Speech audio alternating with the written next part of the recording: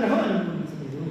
అంటే దైవానుగ్రహం అనుకూలించకపోతే పురుష ప్రయత్నానికి సార్థకత లేదు.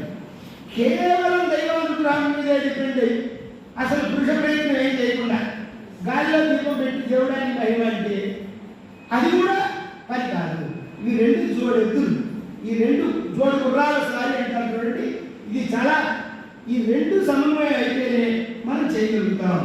కాబట్టి ఇప్పుడు ఏమవుతుంది, ఆ దైవాన్ని మనం అలా తీవ్రంగా భావన చేయడం ద్వారా లేక ప్రార్థించడం ద్వారా ఆయన్ని పూజించడం ద్వారా ఆ శక్తి పెరిగి ఆ సమస్యను అధిగమించగలుగుతాం.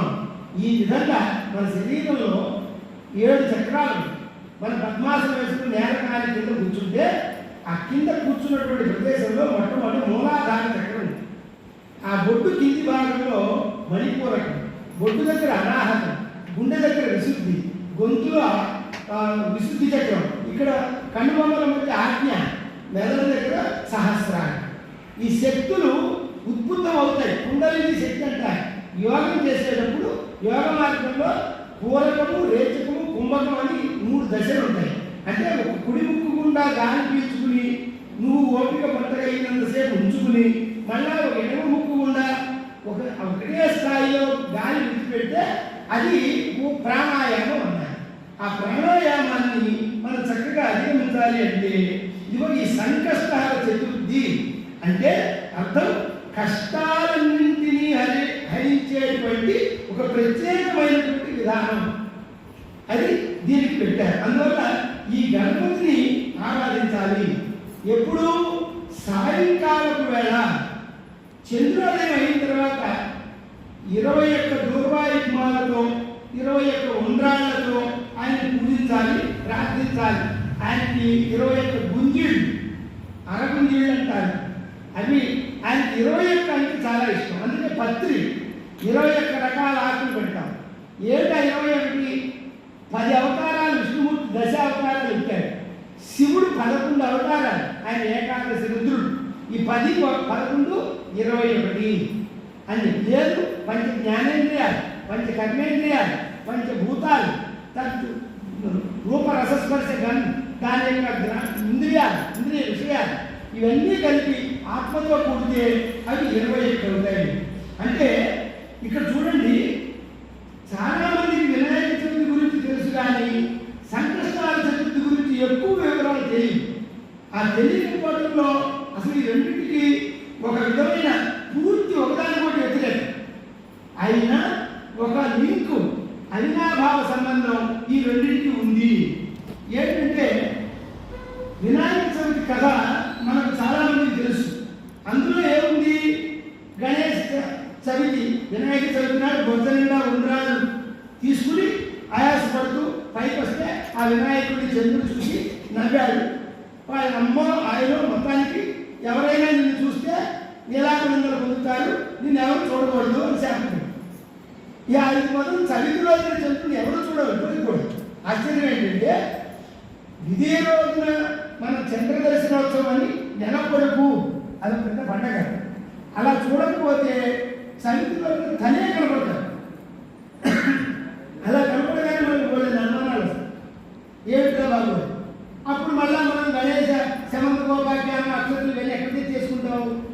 అయితే ఇక్కడ గమనించాల్సింది ఏంటంటే చంద్రుడు ఎప్పుడైతే ఆయన చూడదన్నాడో ఆయన కాళ్ళ వేళ అక్కడ బతిలాడితే అప్పుడు గణపతి ఏమన్నాడంటే సరే పొరపాటు చేసిన దాన్ని ప్రసన్నం చేసుకున్నాడు, శాప విమోచన అడిగినప్పుడు ఆయన ఏమన్నాడంటే సంకష్టాల చతుర్థి రోజున ఆ చవితి రోజున చంద్రుడిని చూడకూడదు అనే నియమాన్ని నేను పోగొట్టలేదు, కానీ సంకష్టాల చతుర్థి రోజున నిన్ను చూసిన తర్వాతే వాళ్ళు అన్నాలు తినాలి అని ఉపవాసాలు పెట్టి ఖచ్చితంగా చంద్రుడిని చూడాలి. శుద్ధ చవితిలో చూస్తే దోషం, బహుళ చవితిలో చూడకపోతే దోషం. చూడండి అదే చవితి మళ్ళీ రెండింటికి సేరే. ఇది సంకష్టాల చతుర్థిలో ఉన్నటువంటి గమ్మలు. ఇది మనం గమనించుకోవాలి.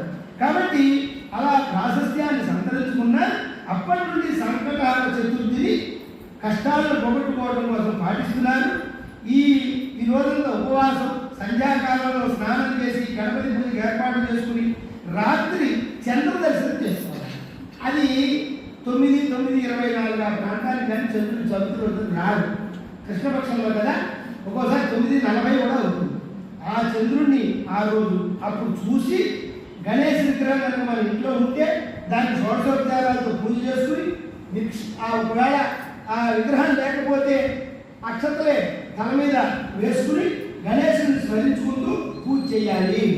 కానీ చంద్రుడికి అర్ఘ్యం ఇచ్చి చంద్రుడు ఏ దిక్కులో కనబడతాడో ఆ దిక్కులో కాస్త గంధం, పుష్పం, అక్షతలు అన్ని మనం సమర్పించి నమస్కారం చేసి మహానైవేద్యం సమర్పించిన తర్వాత భోజనం చేసి అది విఘ్న వినాయకుడుగా అంటే మనకున్న కష్టాలన్నింటినీ పోగొట్టేటువంటి వాడుగా ఆయన మనల్ని చేస్తాడు. ఈ సంకష్టాల చతుర్థి ఎప్పుడు చేయాలి, ఎలా చేయాలి? కొత్తగా ఈ సంకష్టాల చతుర్థి నేను ప్రారంభం చేయాలనుకుంటున్నా. ఎప్పుడు ప్రారంభం చేయాలి దీనికి అంటే మొన్న గడిచిన శ్రావణ మాసంలో వచ్చే బహుళపక్ష చతుర్థి రోజున దాన్ని మనం ప్రారంభం చేసి సంవత్సర కాలమైనా చేస్తారని చెప్పి మనం అనుకుని ఆ 12 సంకటాల చతుర్థులు ఉండాలి. ఇబ్బందులు ఏమైనా వచ్చినా అవి మినహాయించి ఆ నెలలో అది వదిలిపెట్టి తర్వాత వచ్చేవాళ్ళు మొత్తం 12 పూర్తయ్యేదాకా కనీసం చేయాలి అన్నారు. అంటే ఇక్కడ వేదాలు, పురాణ ఇతిహాస కాలాల నుంచి ఈ ఆధునిక కాలం వరకు గణపతి ఆరాధన మనందరికీ తెలిసిందే. వినాయక అన్న పదానికి నాయకుడు లేని వాళ్ళని